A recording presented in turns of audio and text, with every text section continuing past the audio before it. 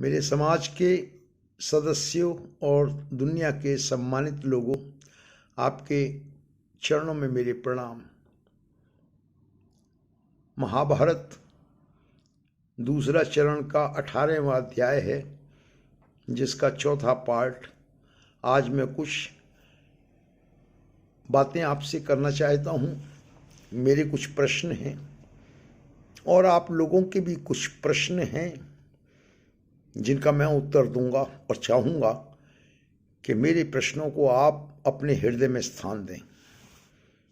पीछे जब मैंने परमात्मा के नाम पे लूटमार, परमात्मा के नाम पे अंधविश्वास और डराना, परमात्मा के नाम पे अपनी मनमानी करना, अपने परिवार का राज्य स्थापित करना, जय जयकारों के साथ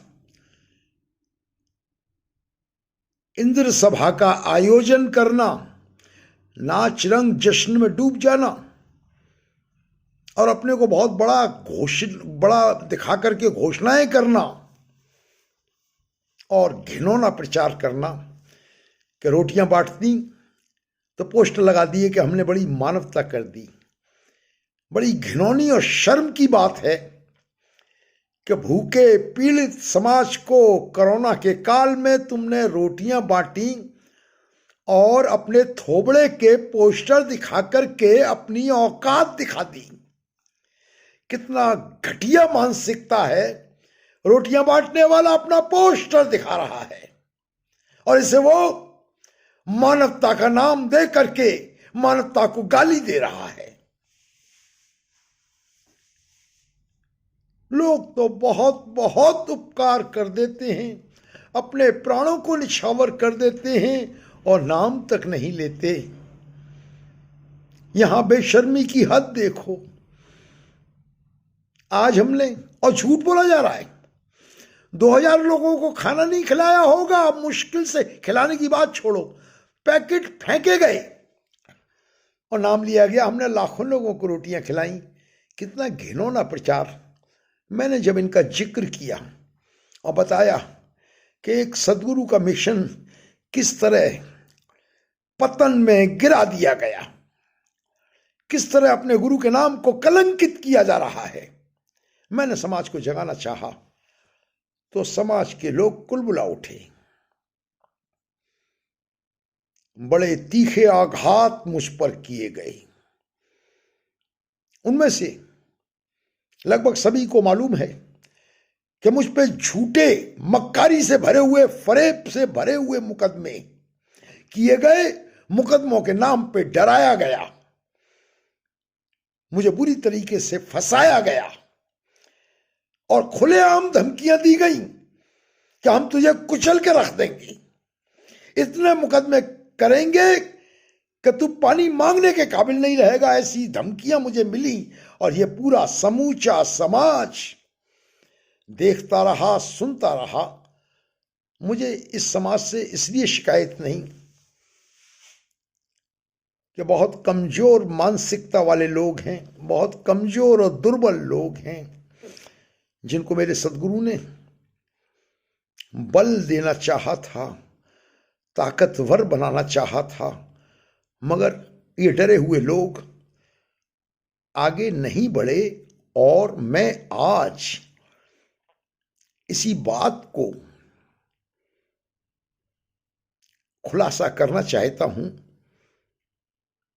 जैसा कि मुझसे कहा जा रहा है, समाज के लोग चिल्ला चिल्ला के कह रहे हैं कि तुम आलोचना करने वाले आ गए, हम तो लाखों ब्रह्मज्ञानी हैं।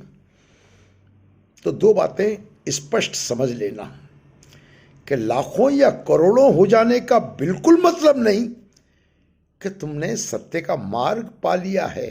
अगर ऐसा होता तो भगवान कृष्ण, क्या उनकी मत मारी गई थी जो उन्होंने इतने गहन वचन कहे कि अर्जुन, ज्ञान का ये जो मार्ग है, लाखों में कोई एक जागता है, उन जागे हुए लाखों में कोई एक यात्रा करता है। उन यात्रा करने वाले अनगिनत लोगों में कोई विरला वहां तक पहुंचता है और आखिर में कहा, पहुंच करके भी पलट जाता है, मुड़ जाता है, प्रवेश करने नहीं पाता। मुझसे कहा गया कि हम लाखों ब्रह्मज्ञानी हैं, तुम अकेले की बात हम सत्य मान लें। तो नम्रता पूर्वक मैं आपको एक बात कहूं कि इस समाज के अंदर जब साधु आया है, क्या लाखों की भीड़ में आए हैं? मेरे बंधुओं, कोई अकेला ही आता है और आवाज वही देता है। लाखों की भीड़ तो सदियों से अंधकार की यात्रा कर रही है, इसे ना भूल जाना।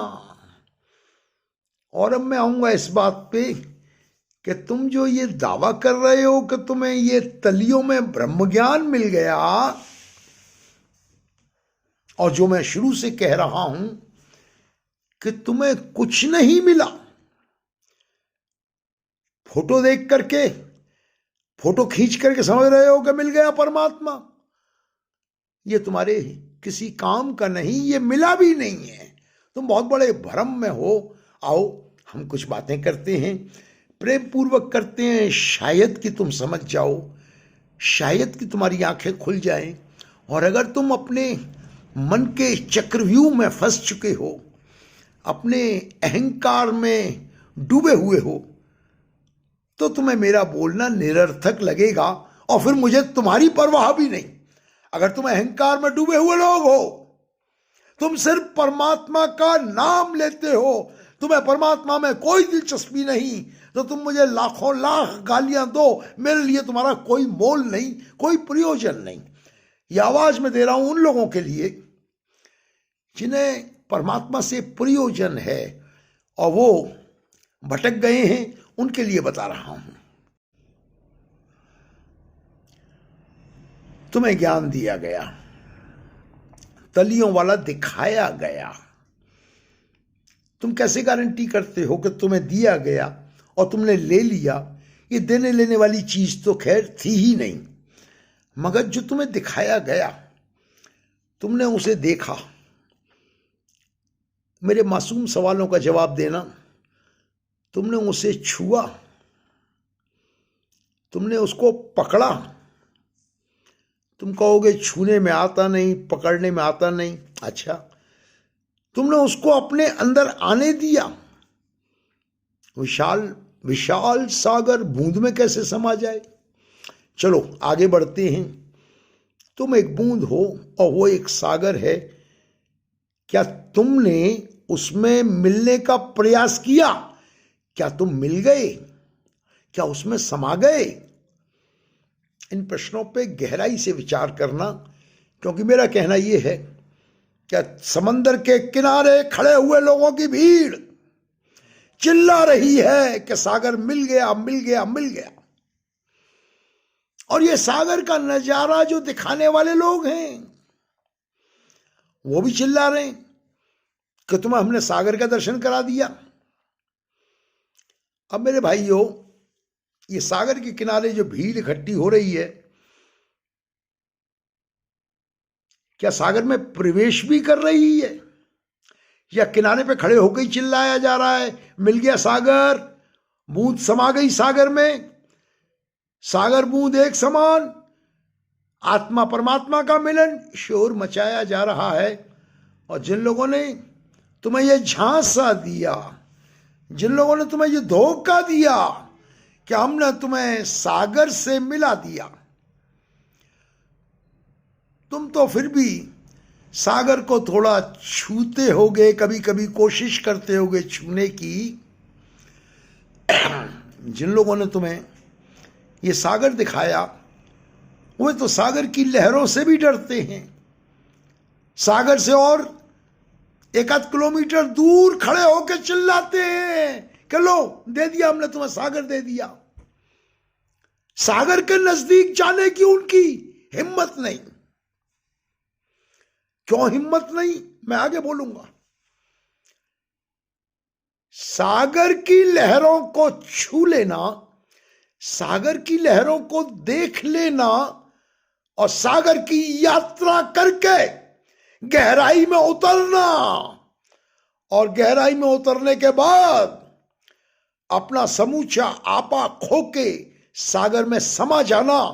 क्या तुम इन सब अवस्थाओं का फर्क भी नहीं समझते? तुम अपने आप को इतना बुद्धिमान कहते हो, तुम ये भी नहीं समझते कि ब्रह्म ज्ञान, इसको देख लेना और इसमें समा जाना, दोनों अलग अलग बातें हैं। और तुम इसलिए इस ब्रह्म ज्ञान में नहीं समा सकते कि तुम्हारी उंगली पकड़ के ले जाने वाला आदमी तुम्हारी जेबों पे नजर रखता था, तुम्हारी नमस्कारों पे, भवन बनाने पे, इमारतें खड़ी करने पे, रोशन मीनार और जलसा मनाने पे, राजनेताओं को इकट्ठा करने पे, परिवार की जय जयकार कराने में इतना ज्यादा मगन था कि वो सागर की लहरों से भी डरता था। तुम्हें सागर की क्या यात्रा कराता? वो खुद भागता था सागर से, आज भी भागता है। परमात्मा सैद्धांतिक रूप से तुमने समझ लिया, वैज्ञानिक आधार भी मिल गया कि ये जो खाली खुल्लड़ है, अनंत है, इसका और छोर दिखाई नहीं देता, तो तुमने इस परमात्मा को पा लिया। एक वैज्ञानिक सत्य यह भी है कि ये जो अनंत है, जिसका आर पार नहीं दिखाई देता, ये सभी में समान रूप से विद्यमान है। तो जब तुम्हें इस परमात्मा का ज्ञान मिला, तो ये परमात्मा समूचे जगत में विद्यमान था। तुम्हें नाच गाने, शोर शराबे, भोग विलास, दौलत इकट्ठी करने वाले लोगों का समाज, इंद्र सभा लगाने वाले, जय जयकार करने वाले, और ये शोर शराबा, इसमें बहुत रुचि थी और तुम इसमें मगन हो गए। तब तुमने सोचा कि तुम परमात्मा में समा गए और इसका हिस्सा बन गए। तो इस परमात्मा में लाखों, करोड़ों करोड़ों लोग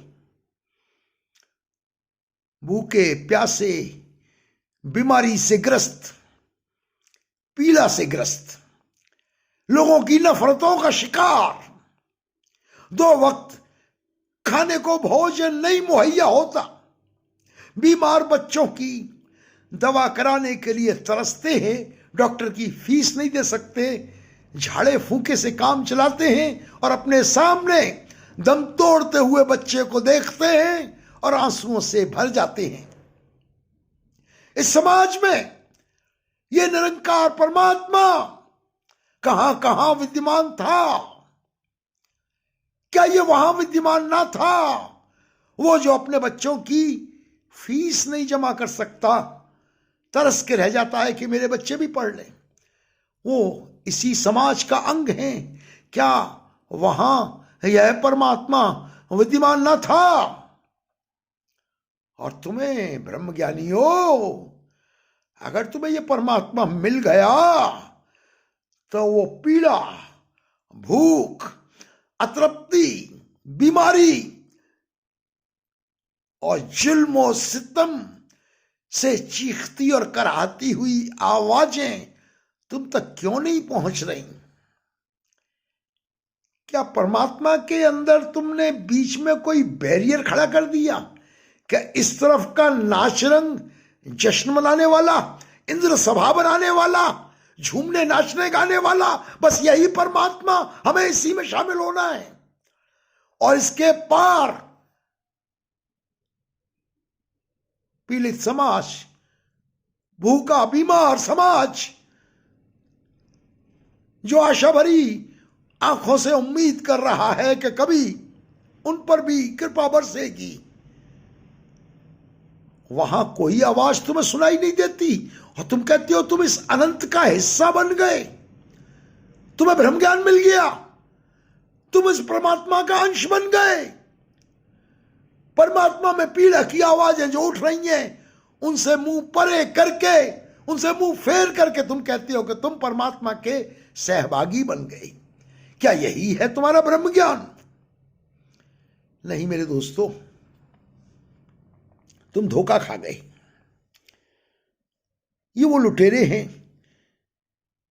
जिन्होंने सागर में बूंद को इकमिक होने ही नहीं दिया, किनारे पे खड़े रहे।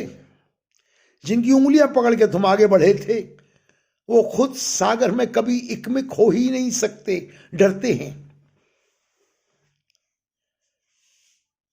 ब्रह्मज्ञानी जब ज्ञान के मार्ग पे बढ़ता है तो सारी मानवता का दर्द उसके दिल में समा जाता है। ऐसे वक्त में ये इंद्र सभा बनाना, नाचना, गाना, ठुमके लगाना, जश्न मनाना और ये वाहियात नाटक करना और ये दिखाना कि हम तो बहुत खुश हैं और इन खुशियों की नुमाइश करना। एक तो खुश होना होता है, एक खुशियों का दिखावा, नुमाइश करना होता है, वो इससे भी ज्यादा घिनौना रूप है। यह सब करना यह ब्रह्मज्ञानी का कार्य नहीं है। ब्रह्मज्ञानी ऐसा कर ही नहीं सकता। सदियों से साधु समाज ने जब जब समाज को जगाया है, तब तब एक महत्वपूर्ण संदेश अपने शिष्यों को दिया है, अपने मानने वालों को दिया है। और वो महत्वपूर्ण संदेश सदैव काल से एक ही रहा है, मानवता की पीड़ा और दर्द को पहचानो। और यहां यूक्रेन में भयानक युद्ध चल रहा है। जो लोग तुम समाचार पढ़ते हो, न्यूज़ देखते हो, कैसे तुम्हारे पांव उठ जाते हैं ठुमका लगाने के लिए। अरे बेशर्मो, डूब के मर नहीं जाते। तुम अपने आप को ब्रह्मज्ञानी कहते हो। समाज के दुख दर्द से परे मुंह फेर के तुम ठुमके लगाते हो, नाचते हो, जश्न मनाते हो। तुम तो बड़े अनूठे ब्रह्मज्ञानी हो। तुमने कोई नशा कर रखा है क्या? अहंकार का नशा, दौलत का नशा, सत्ता का नशा, जो तुम्हें समाज का दुख दर्द दिखाई नहीं देता।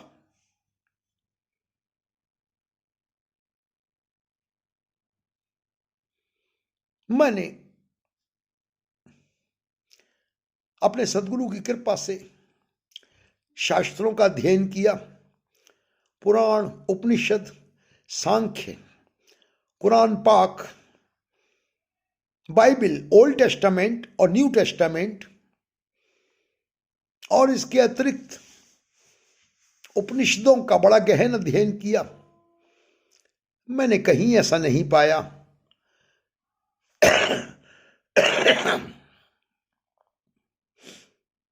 कि ब्रह्मज्ञानी को नाचना, गाना, जश्न मनाना, इसको हिस्सा बना दिया गया कि ज्ञान मिल गया तो नाचो, गाओ, जश्न मनाओ। मेरे दोस्तों, आप इस नाच गाने को समझते हो क्या? ये जो नृत्य है, ये जिस्मों का नृत्य होता है या आत्मा का नृत्य होता है? यह तुम तभी समझोगे जब सागर की गहराई में उतरोगे। अभी किनारे पे खड़े हो। आज मैं ज्यादा नहीं बोलूंगा। तुम लोगों ने मुझे स्पष्ट कहना पड़ रहा है। मैं जानता हूं कि मैं तुम्हारी आलोचना कर रहा हूं, मगर आज मैं मजबूर हूं। वक्त रहते अगर आलोचना नहीं करूंगा तो मैं इस बात का शिकार हो जाऊंगा कि मैंने वक्त रहते तुम्हें जगाया नहीं। ये जो ज्ञान का अहंकार लेकर के बैठे हो, तुमने कोई प्रवेश नहीं किया, क्योंकि जैसे ही प्रवेश करोगे तुम्हें लोगों की करुण पुकार, चीख आर्त स्वर और उनकी पीड़ा, उसकी आवाजें पहले सुनाई देंगी। तुम नाचना गाना जश्न मनाना भूल जाओगे। और यही मेरा सदगुरु चाहता था। वो कहता था कि मेरे गुरसिखो, गिरों को उठाओ, कमजोरों को गले लगाओ। तुम्हें उसकी आवाज नहीं सुनाई देती, तुम्हें इश्क सूफियाना का गीत सुनाई देता है, नाचने की झंकार सुनाई देती है, ठुमके लगाने की आवाजें तुम्हें मदहोश कर देती हैं। तुम्हें सदगुरु की वो आवाज, गिरों को उठाओ, कमजोरों को गले लगाओ। वो कहता था कि मैंने लाखों को ब्रह्म ज्ञान इसलिए नहीं दिया कि तुम कुछ सैकड़ों लोगों के साथ झूमने, नाचने, गाने में अपनी जिंदगी नष्ट कर दो और लोगों को धोखा दो कि यहां कृपा होगी, आओ चरणों में, ये 3 लोक का स्वामी है, यहां अपनी माया बिखेर दो, कृपा होगी। इस धोखाधड़ी के लिए तुम्हें यह ब्रह्म ज्ञान नहीं दिया था।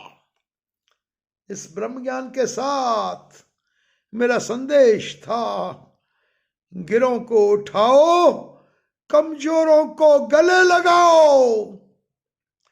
खुशियों की भीख मांगने वालों, अपनी खुशियों को कमजोरों के साथ एक बार बांट कर तो देखो।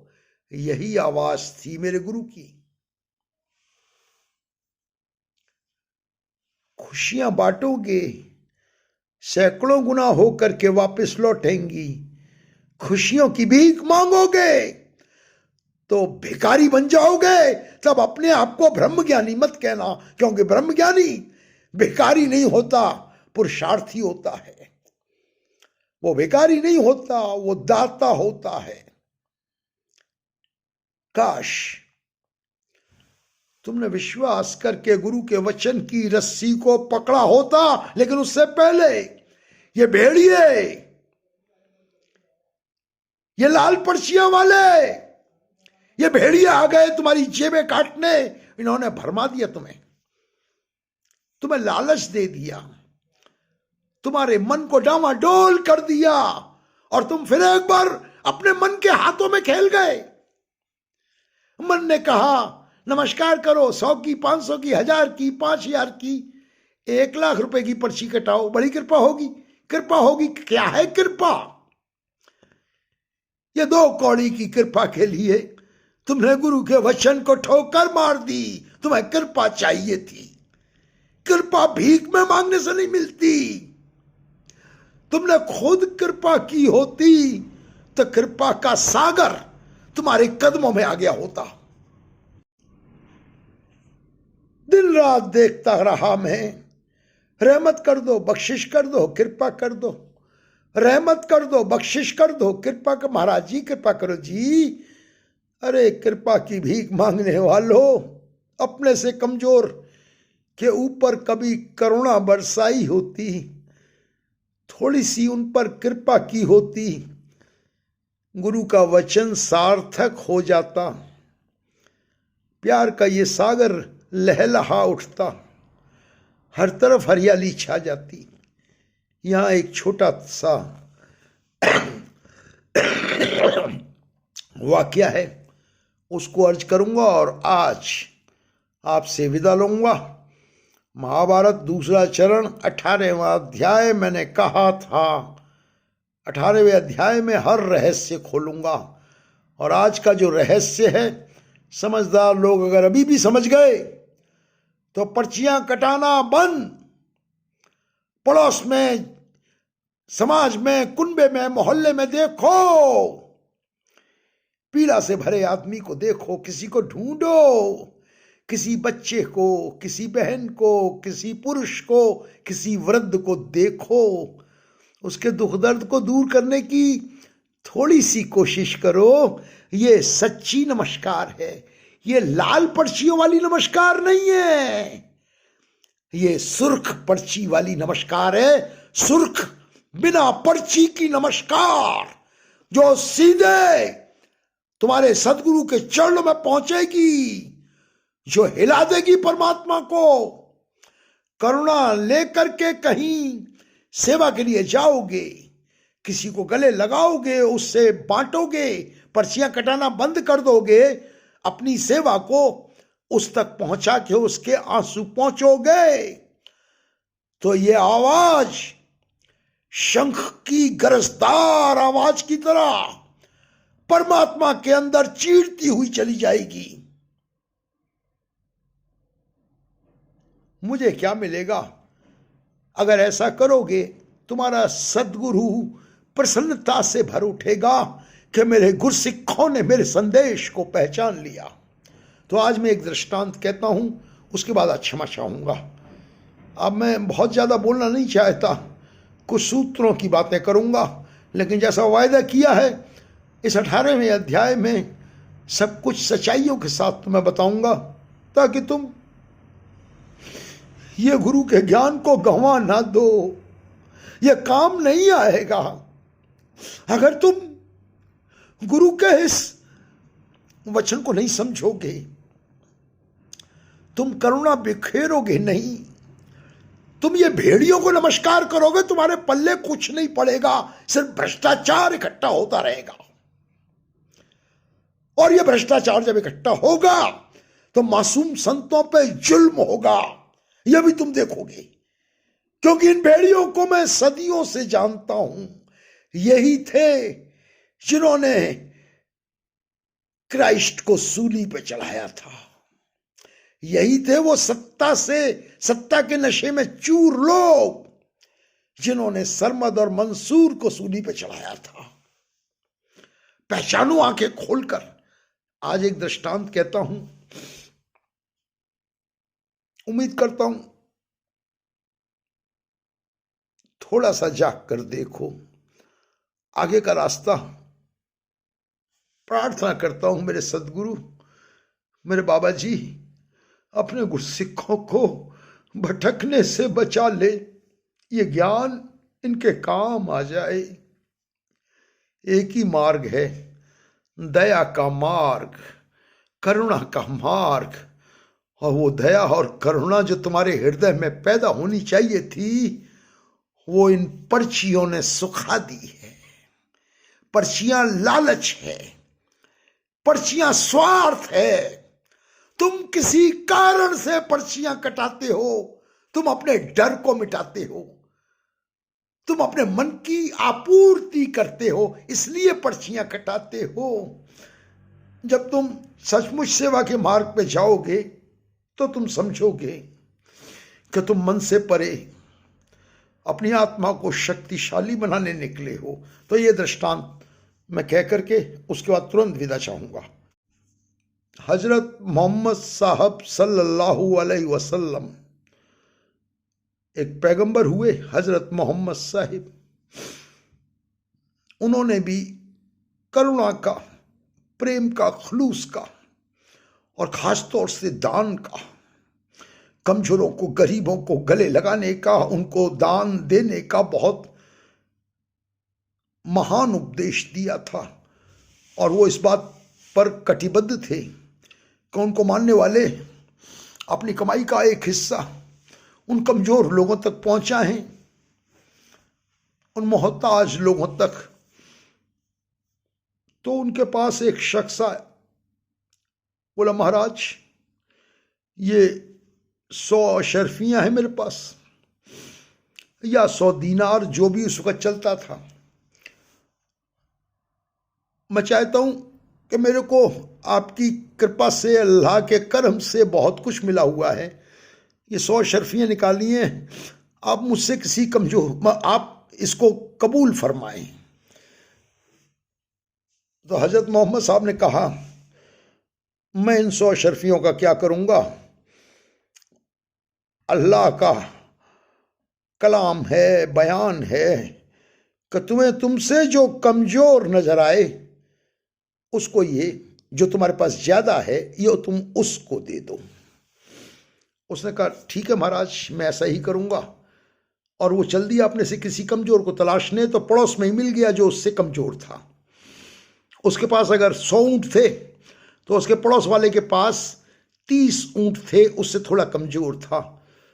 तो गया, बोला हुजूर का हुक्म आया है कि अपने से कमज़ोर को दे दो, कि तुम्हारे पास 30 ऊँट हैं, मेरे पास 100 ऊँट हैं, तो ये 100 शर्फियाँ तुम ले लो। बोला ऐसा हुजूर का हुक्म था? बोले हाँ, उनका हुक्म था कि तुम अपने से कमज़ोर को पाओ तो उसे यह शर्फियाँ दे दो। उसने कबूल करी, सर माथे पे लगाई, और हमारे प्रचारकों की तरह, इन जोन लोग की तरह अपनी जेब में नहीं डाली या उसकी पर्चियां नहीं काटी। बेचैन हो गया कि मेरे पैगंबर का हुक्म है कि अपने से कमजोर को दे दो, इसने तो हुक्म बजा दिया, अब मैं भी चलूं, मैं भी इस हुक्म को बजा लूं। वो पहुंचा, अपने से किसी कमजोर को ढूंढता तो मिल गया एक 5 ऊंट वाला, उसके पास 5 ही ऊंट थे। फरमाया हजूर का हुक्म आया था, अपने से किसी कमजोर को ये 100 शर्फी दे दो, मेरे पास 30 ऊंट हैं, तुम्हारे पास 5 ऊंट हैं, तुम मुझसे कमजोर हो तो ये 100 शर्फियां कबूल कर लो। उसने भी पूछा, बोले हुजूर हजरत मोहम्मद साहब का हुक्म था? बोले हाँ।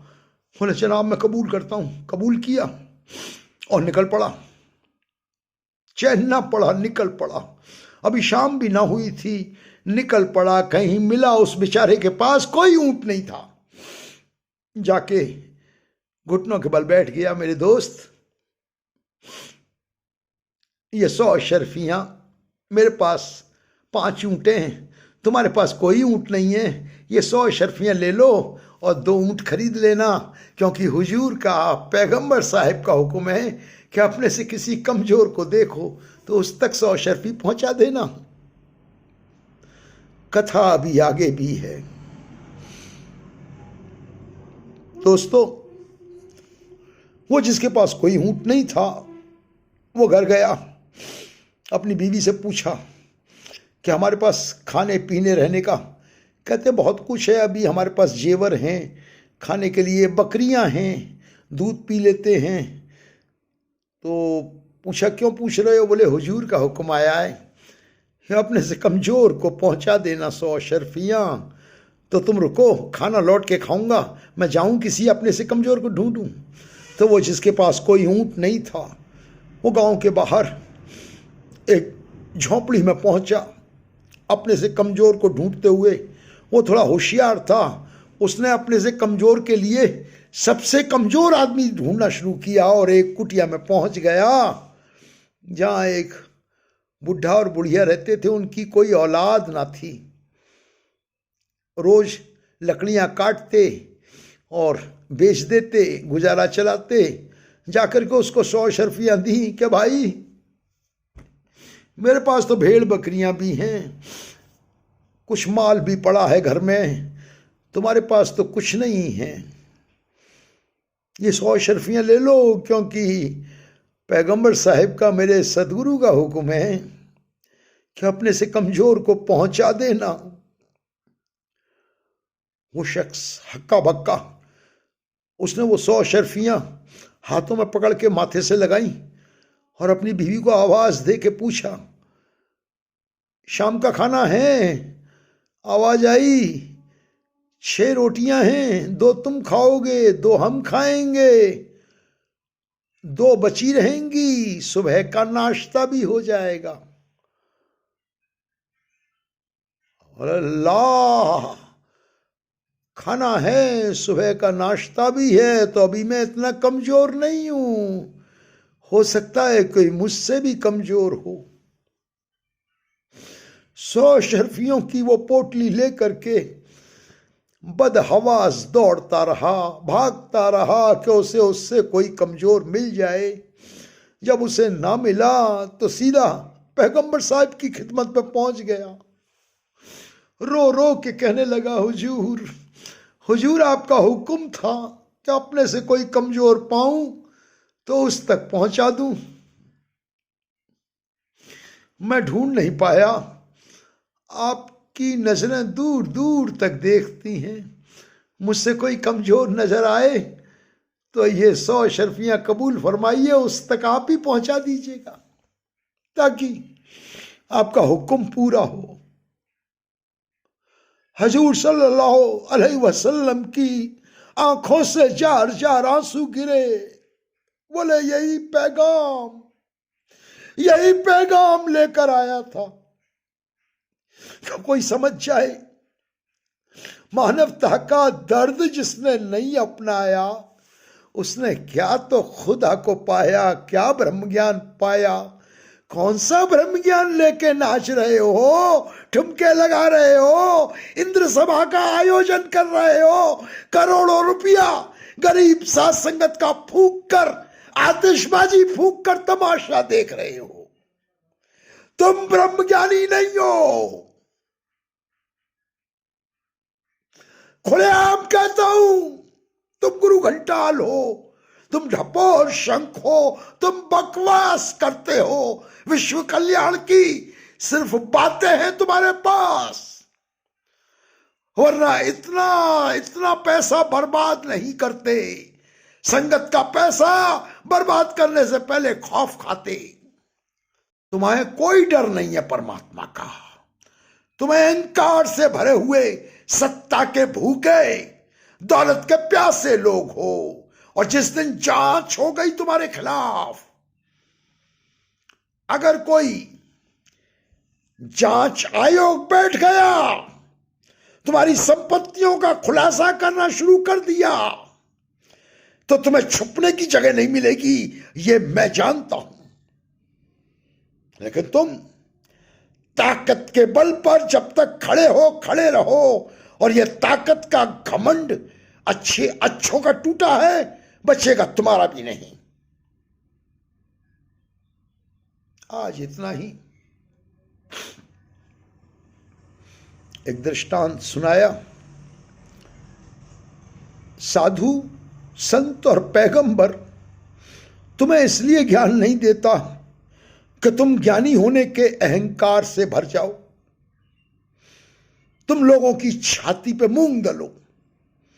तुम उन्हें अपने नाच गाने ठुमके लगाने से उनकी छातियों को रौंदो। तुम्हें शर्म आनी चाहिए। जब तुम करोड़ों रुपए की आतिशबाजी फूंक रहे होते हो तो वहां कोई बच्चा दूध के लिए तरस रहा होता है, और कोई बच्चा दवा न मिलने के कारण बीमारी से मर जाता होता है, और बहुत सारे बच्चे पढ़ने नहीं पाते। तब तुम्हें शर्म आनी चाहिए। कौन से ब्रह्म ज्ञान के दावे कर रहे हो तुम?